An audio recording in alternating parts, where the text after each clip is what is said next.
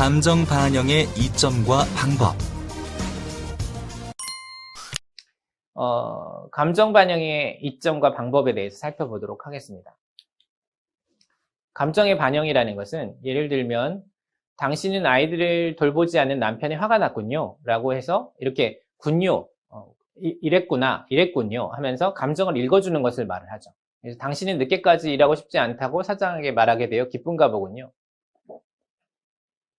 그리고 이제 그것과 반해서 이제 반쪽 공감이라고 할 수 있는 당신은 속상하군요. 이유를 얘기하지 않고 감정만 읽어주는 방법도 있고, 당신의 선생이 당신이 한 모든 작업을 주시하지 않았기 때문에 속상하군요. 감정과 그 감정에 대한 이유를 반영하는, 이게 이제 온전한 공감, 감정 반영이 되겠습니다. 감정 반영의 정의는, 감정 반영이라는 것은 내담자의 감정을 강조하며 진술을 반복하거나 부연 설명하는 것이 감정의 반영이다. 이렇게 볼 수가 있는 것이죠. 그래서 전형적인 상담자의 의도는 감정을 얘기함으로써 그 감정이 정화되는 거죠.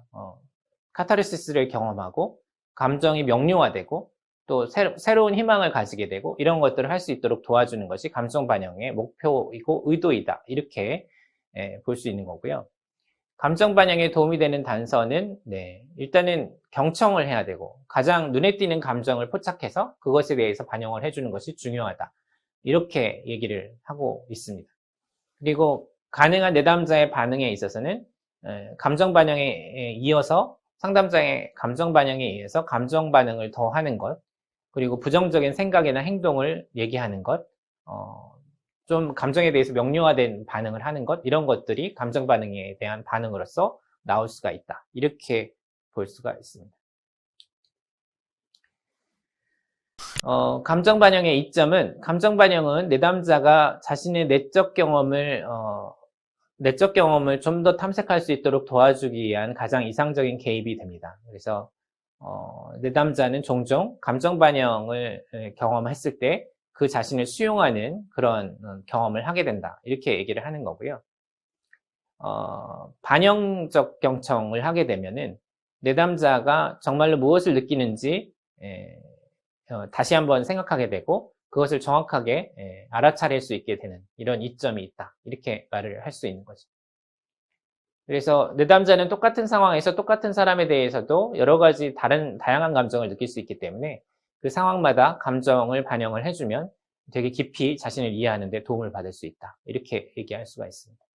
그래서 감정 반영은 내담자로 하여금 자신의 내적 경험으로 들어갈 수 있게 하는 이상적인 통로가 된다. 이렇게 얘기할 수 있는 거죠.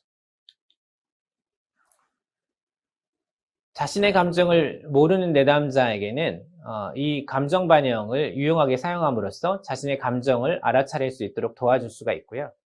예를 들어서 나는 당신이 이 상황에 대해서 어떻게 느끼는지 궁금합니다 라고 이렇게 물어보는 것을 통해서도 감정을 개방할 수 있도록 도와줄 수도 있지만, 그런 질문에 의해서 감정이 개방되고 난 후에는 감정 반영을 통해서 이러이러해서 이런 감정을 느끼신다는 거군요 라고 감정 반영을 해줌으로써 감정 오픈을 더욱 더 늘릴 수 있다는 거죠.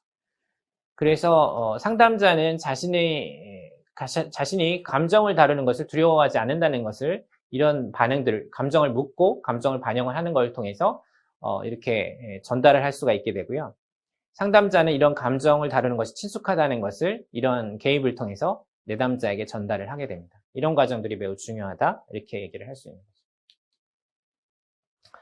주의해야 할 감정 반영의 예는, 당신은 굴욕감을 느낍니다 라고 상담자가 모든 것을 알고 있는 것처럼 강경한 목소리로 말을 한다면 내담자는 자신이 깔아뭉개지고 있거나 오해받고 있다고 느낄 수 있는 거죠. 이게 단정적인, 느낍니다 이렇게 단정적으로 말하는 게 아니라 느끼는가 봅니다, 느끼는 것 같습니다, 이렇게 조금 개방된, 아닌 경우에 내담자가 그 아니라고 이렇게 쳐낼 수 있는 식으로 열린 반응을 하는 것이 되게 중요하다. 이렇게 말씀을 드릴 수 있는 거죠. 내담자는 치료관계에서 자신의 감정에 몰두할 수 있을 만큼 충분히 안정감을 가질 필요가 있는 거죠. 그래서 반영을 다양하게 그리고 감정이입적으로 실행해야 하는 겁니다. 그래서 반영을 할 때 도움이 되는 형식은 나는 무엇을 느낍니다. 나는 당신이 뭐뭐하다는 것을 느낍니다. 당신은 뭐뭐 때문에 뭐뭐한 것을 느낍니다. 당신이 이러이러해서 이러한 것 같습니다. 이런 형식의 감정 반영의 여러 가지 패턴에 상담자가 익숙해 있어야 합니다. 네, 감정 반응의 대안적 형식을 몇 가지만 살펴보면 당신은 뭐뭐한 것처럼 들립니다. 예, 그것은 당신이 뭐뭐한 것을 느끼는 것처럼 들립니다. 예, 이런 것들이 감정 전형적인 군요, 군화 이런 것과 다르게 조금 다른 형식으로 감정 반영을 할 수 있는 방법들인데, 여기서도 중요한 것은 감정만 읽어주는 게 아니라 감정의 원인도 함께 읽어주는 것이 중요하다는 것을 기억하는 것이 더 중요하겠죠. 그리고 이제 감정 단어 대신에 비유법을 사용할 수도 있는데요. 비유법이라는 것은 그것은 마치 당신이 트럭에 치인 것처럼 느끼는 것 같이 들립니다. 이렇게 비유법을 사용해서 임팩트를 강하게 감정이 느껴질 수 있도록, 감정에 노출될 수 있도록 도와주는 방법을 쓸 수도 있다는 거죠. 그래서 이런 반응을 통해서 비유법을 통해서 감정 반영을 조금 더 할 수도 있다는 것 말씀을 드리고요. 그 다음에 이제 감정의 강도 맞춰 반영하기. 화나는 감정의 강도가 짜증이나 분노와 격분이 있는 것처럼 이렇게 감정의 강도에 따라서 적절한 수위에 반영을 하는 것이 중요한데요. 사실은 감정의 수위를 적절하게 반영하는 거가 아주 중요한, 아주 핵심적인 건 아닙니다. 감정의 색깔을 정확하게 반영하는 게 좀 더 중요한 거고요. 그래서 예를 들면은 사실 감정의 색깔이 조금 틀렸다고 하더라도 긍정적인 감정을 부정적인 감정으로 반영하거나 그 반대로 부정적인 감정을 긍정적인 감정으로 반영하거나 하는 이런 큰 실수를 하지 않는다면 내담자에게 예를 들어서 짜증났나 보군요 라고 했을 때 짜증난 게 아니고 약간 성가셨던 것 같아요. 이렇게 스스로 고치기 때문에 강도를 가능한 맞추고 색깔도 가능한 맞추는 게 중요하지만 가장 중요한 것은 색깔을 어느 정도 유사한 선상에서 맞추는 것 정도다. 이렇게 생각하셔도 되겠습니다.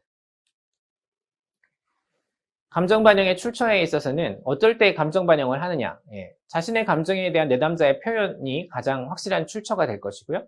내담자의 언어적 반응에서 모든 과목에서 성적이 올랐어요. 이렇게 얘기했을 때 감정이 묻어나죠. 감정 단어는 하나도 없지만 감정이 묻어났기 때문에 성적이 올라간 자신이 매우 자랑스럽겠네요 하는 이런 감정 반영을 할 수 있다라는 거죠. 그리고 내담자의 비언어적 행동도 하나의 감정 반영의 출처가 되는데요. 뭔가 얘기를 하면서 만족스럽게 미소를 지을 때 지금 좋은 감정을 느끼는 것처럼 보입니다. 이렇게 감정을 반영해 줄 수 있다. 이렇게 얘기를 하는 겁니다. 네, 감정 반영의 정확성은 아까도 말씀드린 것처럼 감정 반영의 강도, 그리고 이제 색깔, 이것들이 어느 정도 맞아야 된다. 이런 것들을 말씀을 드리는 겁니다. 감정 반영이란 내담자의 감정을 강조하여 진술을 반복하거나 부연 설명하는 것을 말합니다.